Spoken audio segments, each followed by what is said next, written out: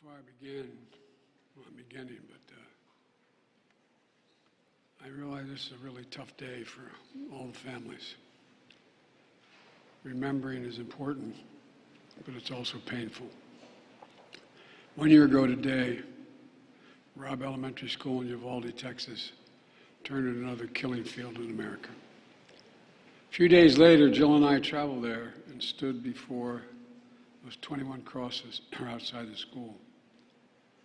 On each cross, a name, like in these candles behind us, 19 children, 9, 10, 11 years old, and 2 devoted educators, and 17 more injured. We spent hours with the grieving families who were broken and never, ever will quite be the same.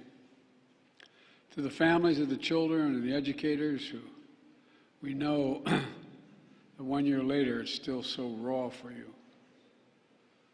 A year of missed birthdays and holidays, school plays, soccer games, just that smile. A year of everyday joys gone forever. The bend of his smile, the perfect pitch of her laugh. At a vigil a few months later, one of the moms said, "When I lay in bed and turn to my side, envisioning her staring back at me, I want so badly to be part of alternative reality that just doesn't exist. This is my reality, because my 10-year-old daughter was murdered in her 4th grade classroom."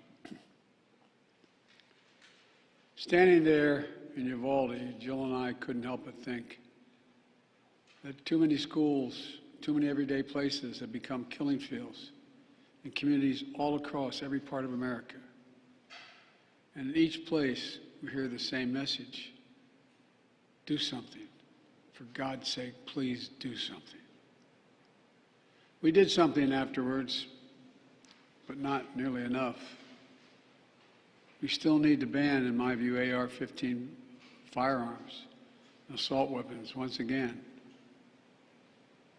You know, they've been used time and again in mass killings of innocent children and people. We need to ban high-capacity magazines, the ability to shoot 20, 30, 40, 50, 60 bullets without reloading. Because today, guns remain the number one killer of children in America, guns. And over the last year since Uvalde, our country has experienced a staggering 650 mass shootings. And it's hard to say, well over 40,000 deaths due to gun violence. We can't end this epidemic until Congress passes some common sense gun safety laws that keep weapons of war off our streets and out of the hands of dangerous people. Until states do the same thing. How many more parents will live their worst nightmare before we stand up to the gun lobby to establish universal background checks, establish national red flag laws, require safe storage of firearms, and end immunity from liability for gun manufacturers? The only major corporate entity that's immune to liability. Even a majority of responsible gun owners support these common sense actions to save lives and keep our community safe. So it's time to act. It's time to act. It's time to make our voices heard, not as Democrats or as Republicans, but as friends, as neighbors, as parents, as fellow Americans. And I'm being deadly earnest when I say that. You know, I know for a long time it's been hard to make progress, but there will come a point where our voices are so loud, our determination so clear that it can no longer be stopped. We will act. You know, a year ago, after visiting the school, that same day we attended Mass at Sacred Heart Catholic Church.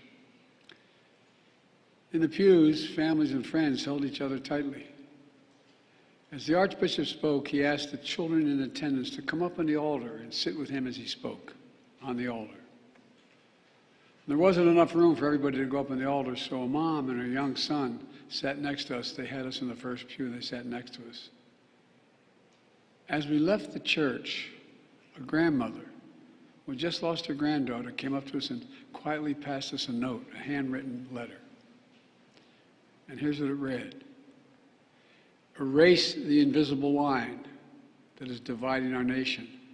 Come up with a solution and fix what's broken and make the changes that are necessary to prevent this from ever happening again.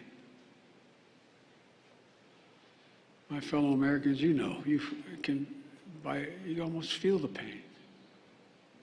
For we've lost children. We have to do this to save our children. For the nation we love, to erase that invisible line.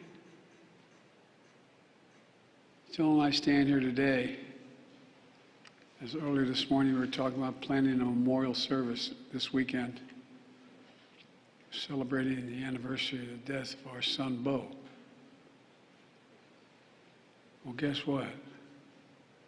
While everyone's pain is different, we, like many of you, have some understanding what it's like to lose a child on more than one occasion. For those who have lost a loved one in Uvalde, to the moms, the dads, the brothers, the sisters, the grandmoms, the grandpops, this is what I know. One, they'll never be gone from your heart. They'll always be part of you. And I know this as well. As unbelievable as it sounds, I promise you, a day will come when you pass that ice cream store, you pass that park, you pass that thing that brings back the memory of your son or daughter. It's going to bring a smile to your lips when you think of them before it brings a tear to your eye.